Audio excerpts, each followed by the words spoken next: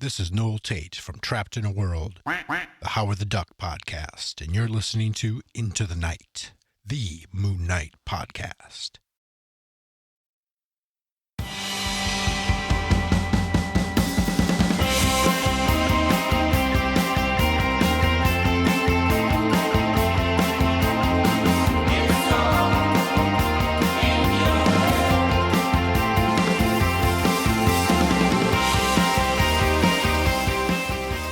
Yes, welcome back, loony listeners. You are listening to Into the Night, the Moon Knight podcast. This is episode 310, and you are with your High Priest Aconchi Ray again. Hello, welcome back. It seems like a bit of a short turnaround, and there is a reason for that. Because up in the night sky, it is a waning gibbous. And to make up for the previous weekend, which I had missed in producing a show for you, we're looking at a moon walk. So this episode, it's not a Moon Knight run, hence it is a moon walk, meaning that this is an issue that has Moon Knight in it, not necessarily the main character, but we'll go through this issue.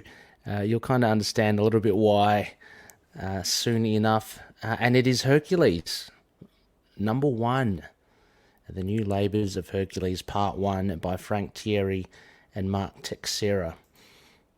So yes, welcome back everybody.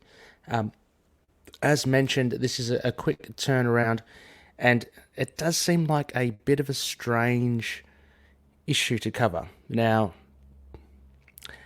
I can explain that twofold. Number one, I think I put in our ITK community, look, I am an unabashedly dedicated fan also to Hercules in the Marvel Universe, and so is my partner in crime, Rebecca, fellow High Priest of Conchi, Rebecca. So this is a little bit of a self-indulgence on our behalf. Having said that, as I said, I did go through every appearance of Moon Knight ever in comics. So he does appear in this. Now, it is very minimal, very, very minimal, but it qualifies. This issue qualifies for this episode, so I'm sticking with that. Second fold, or the second reason as well, is this actually opens the door to potentially... I'd love to cover the rest of this arc. This is, or series. This is Volume 3 of Hercules. It's only 5 issues long. And I was thinking of continuing it as it may not necessarily involve Moon Knight in the subsequent issues in our bonus episodes. So I haven't actually discussed this with Rebecca yet, but I'd like to think that potentially Rebecca and I can look at the remaining issues 2 to 5, and kind of finish off this series of Hercules in the realm of bonus episodes. So there's an opportunity there, but as I mentioned, Moon Knight is in this, and it's quite funny. We'll get to it, and you can see it, and I can review it. We'll see how it goes. As always, a huge thank you to all our patroonies. Thank you so much for supporting us. And like I said, I'm really trying to get on top of the bonus episodes, which there are 2 due this month. Again, apologies. It's just been a busy time of the year, so doing a bit of catch up, and hopefully there'll be 2 different bonus episodes for you coming out soon. I've just got to schedule it. I'm thinking potentially one with good friend Justin the Owl, and potentially the other one with, fingers crossed, with Rebecca for potentially, again, I love that word, Hercules issue 2 of this one. A big thank you also to our principal sponsors, Odin Sword, Drew Toombs, Daniel Doing, Frank the Think Tank, also CLZ Comics, and Dreamland Comics from Schoenberg, Illinois. So, by way of also by white noise, there's not much, only because it was only a few nights ago that I recorded episode 309, and I kind of covered the Bear white noise and the Bear Moon Knight news there. So refer back to episode 309. Nothing really has developed since then, so I won't dwell too much on that, which means we can kind of get straight into our moon walk.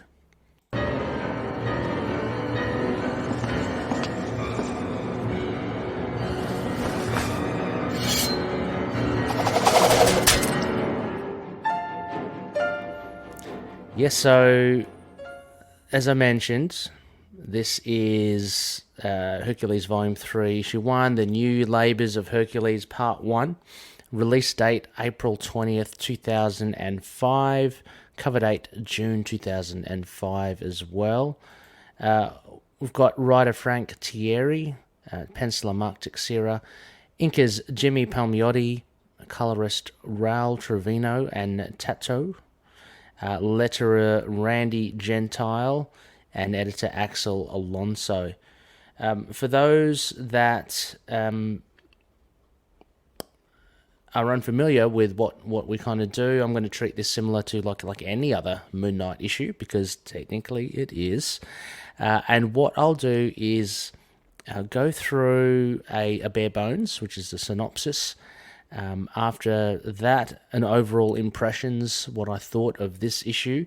I might also add in just distinctly like Moon Knight's role as well in this, just to kind of cap it off. And for any completionists out there, not only collecting but would kind of want to get a tip of the hat here or nod for Moon Knight, I'll raise his significance in this issue. Then I'll go through some key moments, and that could range anything from characterizations, themes, art, and writing. And I'll end this with a moon rating from Conishue's rating system. Very cool. Very good indeed. Now, before I get into it, I did forget, and I'm going to, just for the aid of the Patronians who will have access to this video, I'll put up the visuals there, so please excuse any visual references. I'll try to minimize it, because this isn't a live stream. But anyway, covers here, as you can see, Frank Tieri and Mark Texeira, the main ones. There is one variant I found for this issue. It's basically a virgin cover, so it's textless. It's just the picture there of Hercules. And incidentally, this is it's still available in floppy, it's in digital, it's on Marvel Unlimited. That's where I did reread it, but I also have it in comics and in trade paperback form. So that was released too. That's long out of print, but I think you can still find it in third-party sellers or on eBay. I don't think it's that expensive or that exy, but give it a go. And you never know. So with that, I will commence, thank you, Wiki, the synopsis for issue 1, Hercules. This is cool. Can't wait.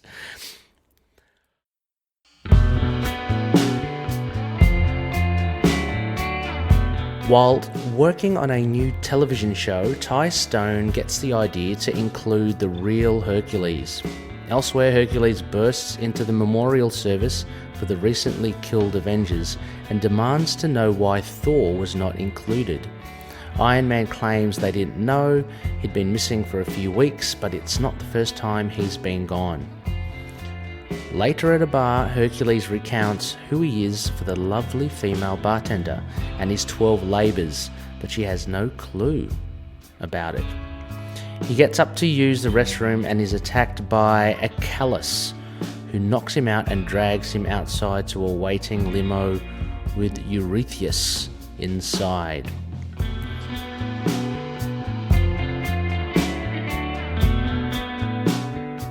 Yes, so that, in a nutshell, is a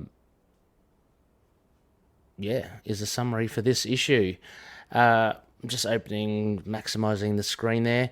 Overall impression, look, I am a big fan of Hercules. It's not typically one of my favourite runs, I would have to say, though it is quite solid, and I do admire the the nods or the references to the actual Greek myths. So Greg Pak does that really well later on in Incredible Hercules, but Frank Tieri, he touches upon it here as well. I mean, there are different versions of Hercules throughout Marvel. I really do love the Bob Layton type.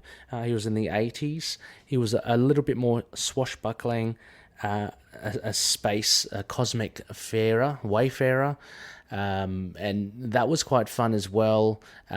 More recently, you get the Dan Abnett, really cool, although he did lean heavily on Neil Gaiman's American Gods. You get his take on a modern Hercules. But I do like, I just do like the nods and the respect paid to the Greek myths, because for all intents, the Hercules in Marvel is meant to be the Hercules, and that's kind of pointed out in this issue and in this series. Having said that, I really enjoyed this. I thought this was a good setup, and I love the art as well. I felt it did slightly get bogged down in the setup at the beginning, but we see an opening scene here. This again harks back to the classic myth, a baby Hercules being attacked by a couple of snakes sent by Hera, and that doesn't work. And he subsequently kills them, showing the strength of the demigod. All this, of course, is just like on the film set. It's a production, and from here there is a lengthy discussion. Then I did like it because it gave us a little peek and maybe a little poke at the film industry and the entertainment industry, but we get this guy here. I'm just trying to grab his name. It's not Ty Stone. It's I guess he must be one of the producers, Gordon. And so anyway, he's unhappy with the production of it, and he talks to the other guy who's working. I'm assuming it might be the director, but they kind of talk about reality shows and Who Wants to Marry My Butler, all very tongue-in-cheek. I think it's pretty funny how Tieri actually does that. So I see Robert and Gordon are at it, and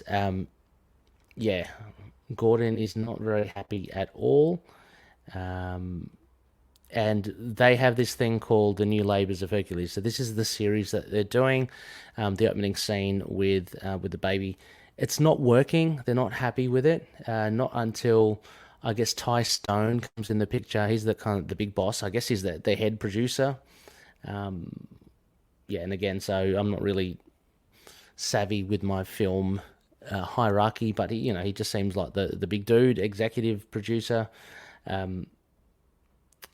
Allsworth. So Gordon Allsworth is the guy that is making this production. He's not entirely happy with it. And anyway, so Ty Stone starts talking about potentially getting Hercules here. And what I found interesting in this, we see this kind of develop over a series of pages, him talking with Gordon that we should just get the real the real Hercules. We don't want to see like I guess it's getting like reality TV. We don't want to see like a portrayal of Hercules. Let's get the real deal in. He seems to be quite media sensationalized, attractive in that sense. I mean, he seems to attract that sort of attention.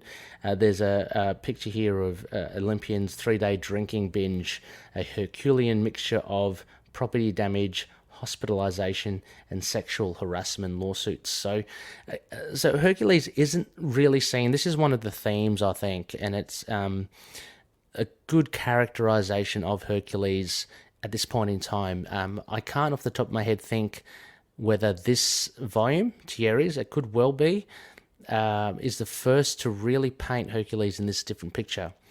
He's more of a like a layabout, like a wash-up hero, and I guess you can make the correlation with, like, in these reality shows, how like actors or B grade or certainly not A tier characters, they end up in reality shows. So similarly, they want to grab Hercules. He's been making waves in the tabloids, and so what better way to get kind of ratings than to grab him?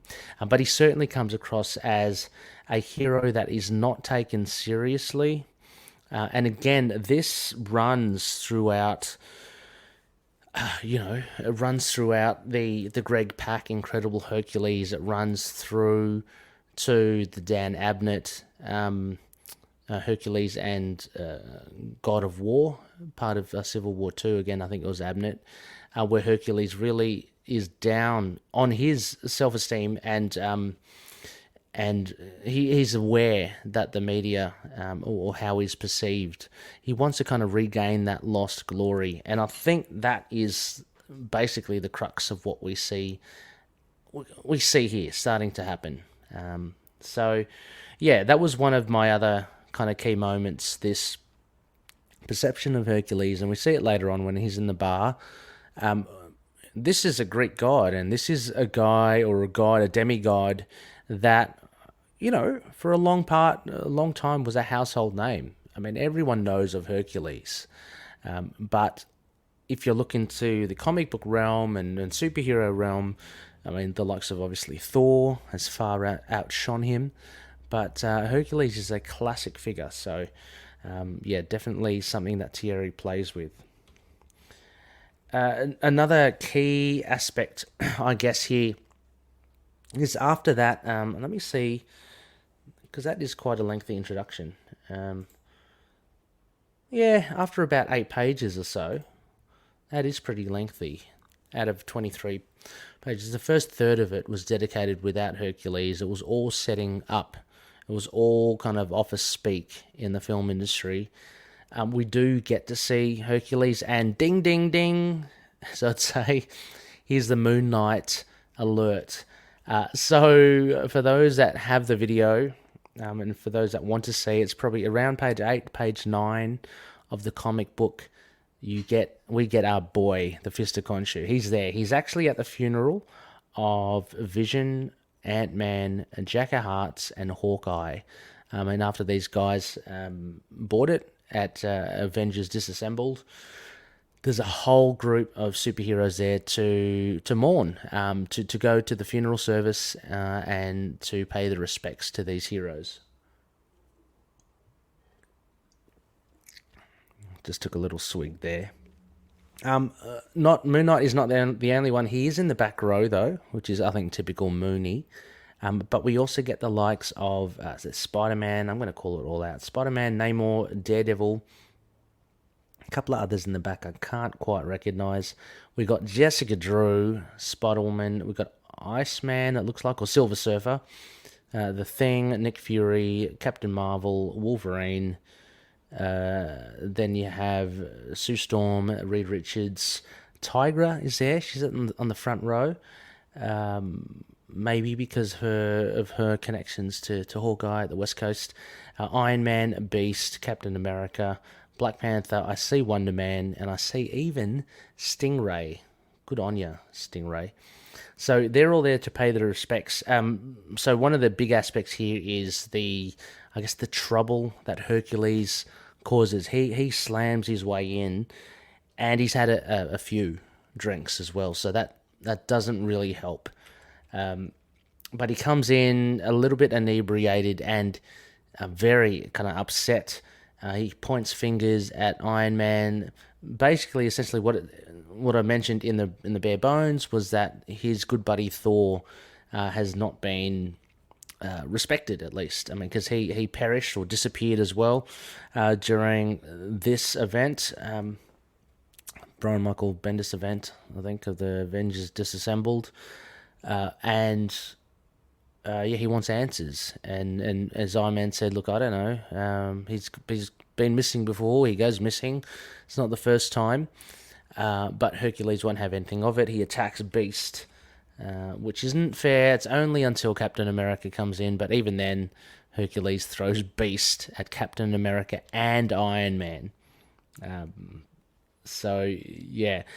We cut back to the production of the film studio, and they've actually, I guess they've seen, they've got footage somehow, like of the funeral service, and they're laughing because of Hercules' actions. And again, so he's not painted in the best light, but he's essentially got good intentions. I mean, he's looking out after Thor. But yeah, he's just basically seen as a joke amongst the community. So I mean, we cut to after a while. There's an opening of a statue in front of Avengers Mansion, which has been demolished. Captain America's there standing, but Hercules is found at the Extra Points bar. It's a pretty seedy bar as well. I think it's a part strip joint, but he's there having a few brews. He's got his own crew, like film crew there. And so I think what's important here, great artwork by by Mark Texeira. What we see here, again, is how forgotten Hercules has become. And having said that, I see now why Abnett would have picked up the ball or ran with it with Neil Gaiman's American Gods, which essentially is a great story about the old classic gods coming into conflict with the modern gods. Hercules very much has that challenge in front of him in the Marvel Universe. I mean, before superheroes and comic book heroes, you would have the gods and the mythologies. They were the heroes back in the day, and it's how he fits in. So I kind of like that about Hercules, how he's got that problem of finding his identity, essentially. So anyway, great work here. Texeira does a great Hercules, all muscle-bound. He's got his classic kind of costume on. Now, the thing here is, again, they don't know who they're talking to. Even the bouncers, they ask him to pipe down, much to the chagrin of the barkeep. Hercules puts another one in hospital, but he essentially is trying to tell her who he is. She even talks about, there's a reference here to Xena Warrior Princess, and I guess the Kevin Sorbo Hercules. She goes, he's Hercules, big deal. I'm a bit more of a Xena fan. So I guess it's showing the level of her knowledge of the actual classic figure is just through TV. So Hercules, slowly then reveals to her, and this is great. I think this is a great little montage or flashback. We get the 12 labors of Hercules, the original 12 labors, and this is what this volume is based on. But it's based on obviously a new version. It wasn't that long ago that I read a trilogy of Hercules books. It was kind of like in novel form by author Glenn Iliff. And he kind of novelized, I guess, the 12 labors of Hercules. So stuck true to a lot of the accurate, it was quite accurate with the mythology. So it was good to kind of get this. I love getting it here as well in comic book form, in visual form. So basically the 12, I'm going to list them out. We have, of course, one of the Loonies would know Nemean. So the Nemean lion, one of the assassins from The Tutor of Jed McKay's run, is called Nemean. And one of the first labors was Hercules was asked to basically slay the lion, and he ended up using the hide as a protective cloak. So we do see that later on in Herc. I think I love it how, again, Greg Pak uses all the myths to adorn Hercules with various weapons. I won't get into that, but so we have the mean lion. There's also the slaying of the multi-headed Hydra. Again, that name must be recognized by many a Marvel fan, but this is Hercules battling the original Hydra, like the multi-headed animal. He ends up having a little bit of help from his nephew, but Iolus, sorry. But he manages to kind of sear the heads because the heads come back again, every time you cut a head off. But he manages to kind of seal the neck and kill it that way. There's actually a pretty cool fight before that. In the myths, he fights a huge crab. It's not part of the labors, but this crab is in the swamp where he's kind of tracking down the Hydra. It's pretty cool. The other ones are the Erymanthian boar. He has to capture that, a very vicious kind of being. The hunting of the Cinean hind, a very elegant, graceful, kind of gazelle-like. Something that Athena was very protective of, so Hercules had to be sure not to kill it in some way. It does the hunting there, so that's a slight inconsistency with the myth. The dispersal of the man-eating birds of Lake Stymphalus.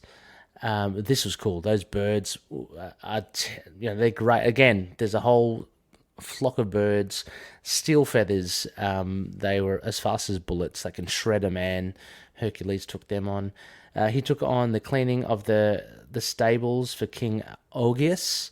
Again, he kind of like redirected a river to flow through the stables. The stables these aren't normal stables. They had been kept unkempt. They were for thousands of cattle, but Hercules managed to do it. It was quite a mean feat. Also, the defeat of the Cretan bull. He went over to Crete there to fight it. And the reigning of the man-eating mares of King Diomedes. Again, very scary kind of horses. And he also acquired the golden girdle from the Amazons. The theft of the red cattle of Geryon. That was interesting as well. There was a huge beast, master of this cattle that Hercules had to fight. I can't remember, but it was hideous. It flew. It was super strong. It was a giant. It was pretty cool. And the retrieval of Hera's golden apples from the garden of Hesperides. And then finally the borrowing of Cerberus, the three-headed guard dog of Hades. That would have been the most difficult because you had to venture into essentially hell to get that. But Hercules completed them all. These were tasks, as he mentioned. They were punishment. He completed it all at the hands of King Eurystheus of Messina. And we see him later. So he's the kind of the big bad guy against Hercules. A little checkpoint here, loonies. So again, that was the end of Moon Knight that we saw in the funeral service. That was his glimpse. That's what made this a moonwalk. So if you're interested in the rest of Hercules, please listen on. If not, I'm sorry. But don't worry, we'll wrap this up soon. But yeah, Moon Knight has a very incidental, when I say incidental, almost non-connective, no connection really to this issue. But anyway, so Hercules is talking to the barkeep about all this, and again, she doesn't really, she's not familiar with it, and anyway, there's a little joke here. This guy is running the camera for Hercules, goes to her as before Hercules. There's two jokes here. First, Hercules, the nature calls for Hercules, and he goes, "Even a god must answer." I thought that was pretty funny with Hercules just heading into the men's. But there's a Achelous. He's following Hercules into the men's to later lay him out. But there's also a joke here about this camera guy saying, "Oh, to the barkeep, $20 if you take your top off." She pauses and she says 30. So anyway, so Hercules is accosted by Achelous. We find out that let me see, they have fought before. And yeah, well, I'm just having a read here, sorry. They do definitely know each other. Hercules apparently beat him before. He's got a tail of a snake, with the snake head at the end. He looks very much kind of like the bull, but he's got a snake at the end. It's really strange because the Greek creatures and monsters, they are totally wacky. I think some of them are even hard to put down in visuals, but this Achelous seems very kind of, I don't know, maybe accurate. He's missing a horn. He's got a tail he's got a snake for a tail, and he manages to knock out Hercules. So he must be pretty powerful. He drags out Hercules, and his buddy on the camera was wondering, if I should follow it, but there are drinks on the house because the barkeep is happy that Hercules is finally gone. And so the camera guy says, "Oh, don't worry about it. I might just stay here." The big reveal at the end, one of the key aspects as well, is that we have Eurystheus as the person behind, the attack on Hercules. So had hired Achelous to attack Hercules and bring Hercules to Eurystheus.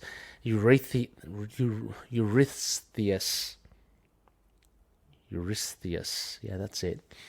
These Greek names are sometimes hard. Anyway, he's looking quite dapper. He's in a limo. He's got a big cane. He's got the shades. He's a modern version of King Eurystheus, the guy that actually set the 12 labours for Hercules in the first place. So that kind of ends. That ends the story for Hercules. I really did enjoy the artwork. I thought it was fantastic. Looking back, I liked the take on Hercules here. It's definitely something that was built upon later on with Greg Pak and Dan Abnett as well. So, hats off to Tieri to kind of give Hercules this dynamic of someone who wants to, who's hanging on. I guess the theme is that like he hangs on to his past glories, but we'll see later on that he's put to the test here with a modern 12 labours. So, I like it how also Hercules is kind of seen as washed up and not that relevant in today's modern age. But having said that, I love Hercules. I love the character of him. I love how Dan Abnett kind of modernized him as well. So he's got kind of the traditional weapons, but he had this high tech as well. Greg Pak, as I mentioned, he gives Hercules these weapons like, the hide of Nemean. He gives, somehow instills Medusa's head onto his shield. He's got the gold belt that actually makes him unbeatable as long as he's got the belt on. That sort of stuff. It's really cool. Things from the myths, but it's fun to see in comic books. So, so having said that, I'm going to give this a solid, I think as setup goes, a solid 7, a solid round boy. I think a 7 out of 10. I think the intro, the beginning was, it got a little bogged down with too much dialogue between, say, Gordon Allsworth and I can't even remember the other guy's name who was the director of the production. It was essential then to have Ty Stone and Gordon Allsworth, but I felt it dragged a little bit in that first third. And when Hercules showed up after that, I think it was great. I think it really did show where Hercules stood with regards relative to the other Avengers. Kind of still seen as a bit of an outsider, not totally respected by them. And then in the bar of the extra points, we see a bit more of Hercules, and I loved it. A bit more of the retelling of the 12 labours, and the story moving forward with Achelous and Eurystheus. So very cool. 7 out of 10. Didn't blow me away, but I did love the art. I thought that was good.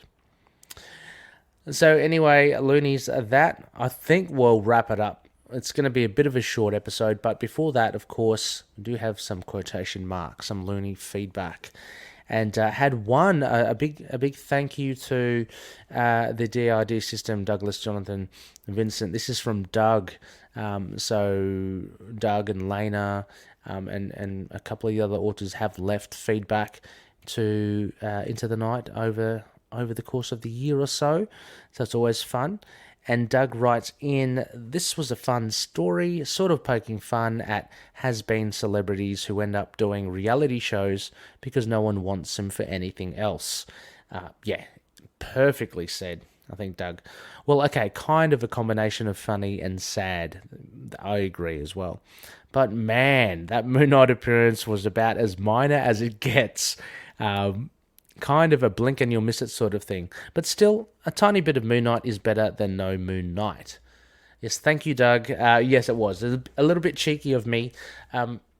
Look, if anything, I'm using that Travis comic book orders, I think it's called. Let me just do a quick little check. I'll get you the correct... should get you the correct thingamajigs. Let me see. Just bear with me for a sec.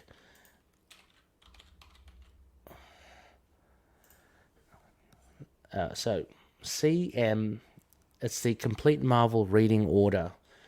So, cmro.travis-stans.com. I'll put this in the show notes. It's invaluable, and it has literally every single appearance Moon Knight has made, as little as even the one in this issue with Hercules. I'm talking about literally a panel, no dialogue. He's in the back row, of a funeral service. I mean, that's how kind of scant it can get. But I love it. I love it. It gives me a chance to review other books as well. So, yeah. So, I mean, I would recommend this. Loonies, you can easily read it on Marvel Unlimited. Go check it out. If you do like it, I'm sure you can track down the comics and potentially the trade paperback if it's still available. But it is an interesting read. Again, it's not Moon Knight. But if you are a completionist, definitely get issue 1 for that. All right, Loonies, that pretty much does it for me. Next phase... episode 311. Just keep your eyes out on the moon. We'll see what it is. I have a feeling it might be something quite fun. So just keep your eyes out on our social media platforms as well. A big thank you once again to our patroonies. Thank you so much for all your support. And I'm going to put up here, and I'm going to take off the banner. Thank you so much, yes, to the likes of Odin, Drew, Daniel, Frank, Derek, Justin, Wayne, Josh, Anthony, Michael, Russell, Mario, Matthew, Jonathan, and Dan. Thank you so much for all your support. It really means a lot. It allows me to flourish. Is that right? Yes, to flourish. So thank you. Thank you. You too can be a Patreon member. Check out patreon.com/ITK Moon Knight. Our big principal sponsors, Odin Sword. Check out his Drinking Marvel podcast, as well as Frank Dukes. Check out his awesome podcast, I Want to Fight It, with his nephew, Pablo Candy Bar. Daniel Doing's Fringe Night, an original indie comic based on Erie, Pennsylvania's very own mystery superhero. You can support him on patreon.com/fringenight27. Drew Toombs, his music can be found both on soundcloud.com/Toombs with a Z or Lurk Music, that's ck.bandcamp.com. CLZ Comics, check out collectors.com, and Dreamland Comics, use the code MOON and get 20% off their online store. And I forgot to mention what I'll do also for the likes of Odin and Frank. I'll put in some links for you in the show notes, so just you can click onto that to see Frank and Odin's podcasts or listen to them. We're also part of the Collective, of course. Some fantastic shows. Go check them all out. The likes of Rebecca's other show, DCAU, DC Animated Universe Podcast. Dave from Signal of Doom, his Dread or Dead. And there's EMP, Earth's Mightiest Podcast as well. Some great guys over there doing some great work too. Finally, you can kind of catch us on email, feedback@itkmoonnight.com. We've got a website. We're on Facebook, Twitter, Instagram, YouTube, Discord, all that sort of jazz. And if you want to leave a rating on Podchaser or on Apple Podcasts or Google Podcasts, please do, or on Stitcher. Always happy to know how we can improve the show, or if you just want to give us a shout out on you like the show, thank you very much too. That would be great as well. Anyway, loonies, I hope you enjoyed this short, sharp episode, all to do with nothing that is Moon Knight except for the one panel. Yes, but I hope may have piqued your interest in Hercules. Go check it out. He's got a ton of good runs. I highly recommend the incredible Hercules run by Greg Pak. But all the other ones, are just as varied and as fun as they are, like this one as well. So check out the Tieri and the Texeira one too. With that, I think it's time to go. So thank you once again. And as always, may Khonshu watch over the denizens of the night. Catch you later.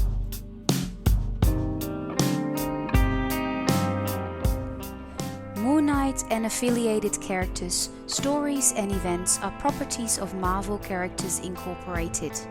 Materials used and discussed within the podcast are intended for critique and review purposes only under the fair dealing concept of the current Copyright Act.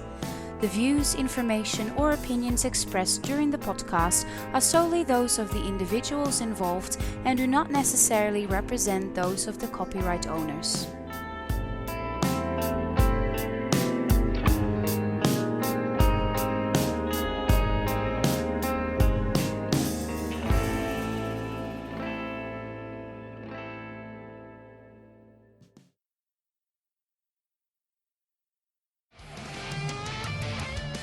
Hey everyone, this is Brian, the host of Inner Demons, the Ghost Rider podcast. And since 2017, Inner Demons has been the best place on the web for news, reviews, and regular discussion with our listeners about Marvel's Spirit of Vengeance, Ghost Rider. You can find us on Stitcher, Google Podcasts, Apple Podcasts, and many other podcast catchers, as well as on Twitter @InnerDemonsGR. Remember, listening to your inner demons is not always a bad thing. Ride on.